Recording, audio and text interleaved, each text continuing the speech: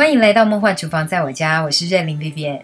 今儿个要跟大家分享一个非常有趣的厨房实验结果——爆爆珍珠到底怎么样制作成功呢？我们家的小朋友呢都很喜欢吃这类的甜品饮料哦，但是市售的呢都不是用真正的果汁哦，用自己打的果汁来制作呢，除了天然单纯，还可以吃到很多的纤维哦。那我们赶快来准备所有材料的部分。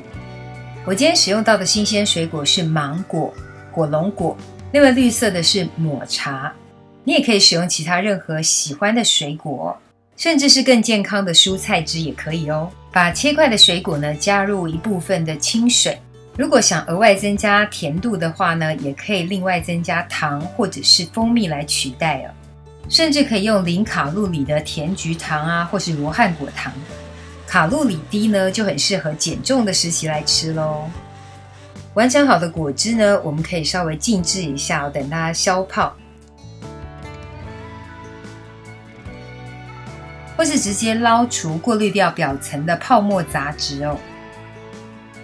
接下来呢，我们在果汁当中加入海藻酸钠，100克的液体呢兑上1克的海藻酸钠，就照这样的比例哦。200克的果汁饮料呢，我兑上2克的海藻酸钠，就照这样的比例呢，以此类推。我知道你想问，什么是海藻酸钠？海藻酸钠呢，其实是一种天然的多糖哦。简单的说呢，它就是萃取自海洋的生物，它有浓缩溶液、形成凝胶跟成膜的能力，是天然安全的食品添加剂哦。那这个海藻酸钠也不难买哦，也不贵哦，直接在网络啊，像是虾皮啦，或者是淘宝都可以很简单的购买到哦。准备要来制作爆爆珠了，我准备一个软罐了，这就是一般调味料的软罐。我们就把果汁呢倒入这个软罐当中，你也可以用针筒或是滴管来制作哦，但是我觉得用软罐比较方便一点。接下来我们要准备一盆乳酸钙水，清水400克，加入乳酸钙4克。乳酸钙萃取自乳品当中，网络也是很简单可以买到。大家可以把海藻酸钠想象成一堆铁粉哦，而乳酸钙溶液当中的钙离子呢，就相当于一块一块的小磁铁。铁粉跟磁铁放在一起，就会形成爆爆珠的状态咯。因为乳酸钙有点难溶于水中哦，可以使用搅拌棒啦，或是果汁机哦，来协助乳酸钙的溶解哦。接下来要开始制作爆爆珠咯。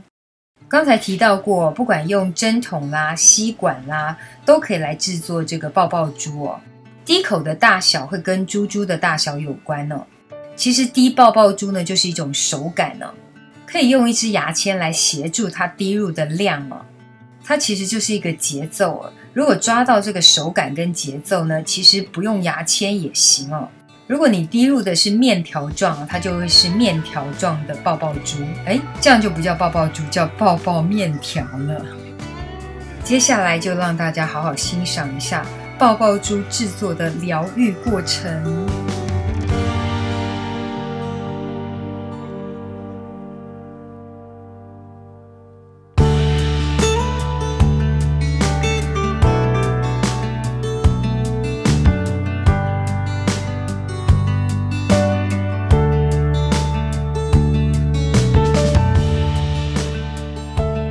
滴入乳酸钙的爆爆珠呢，大概浸泡5到10分钟后就要捞起哦。捞起之后呢，要放入清水当中漂洗一下外表。原因是乳酸钙水呢有一股很奇怪的汗臭味，所以一定要漂洗一下清水，那个味道才可以去除哦。漂洗之后的爆爆珠就大功告成咯。超级可爱的爆爆珠可以搭配各式的甜品饮料，我建议搭配有点带酸的饮料特别好喝，像是之前的蜂蜜柠檬啦，或是可尔必斯啊。赶快来看看爆爆珠最精彩的画面。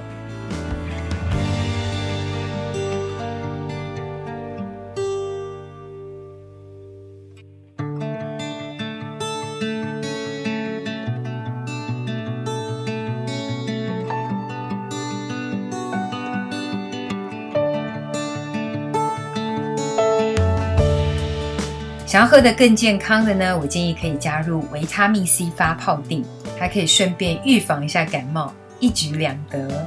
酸酸甜甜的，真的很好喝哦。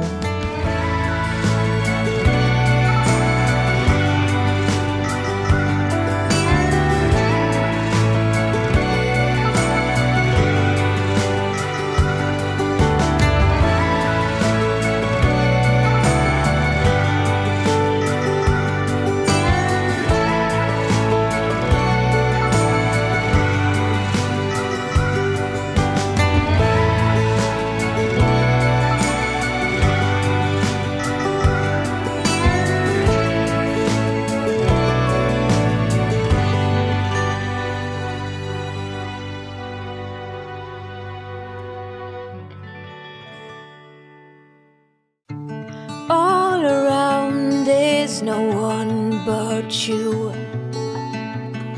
He hold my heart. 以上就是今天的食谱分享，如果喜欢，别忘了按赞、留言、加分享。这些食谱也欢迎订阅我的频道，更多的生活分享、好物推荐，欢迎加入我的 IG 跟 FB， 还有别忘了开启小铃铛，才不会错过最新影片哦。耶稣爱你，我也爱你，我们下次见，拜拜。Like a monsoon rain, you had a show like a lightning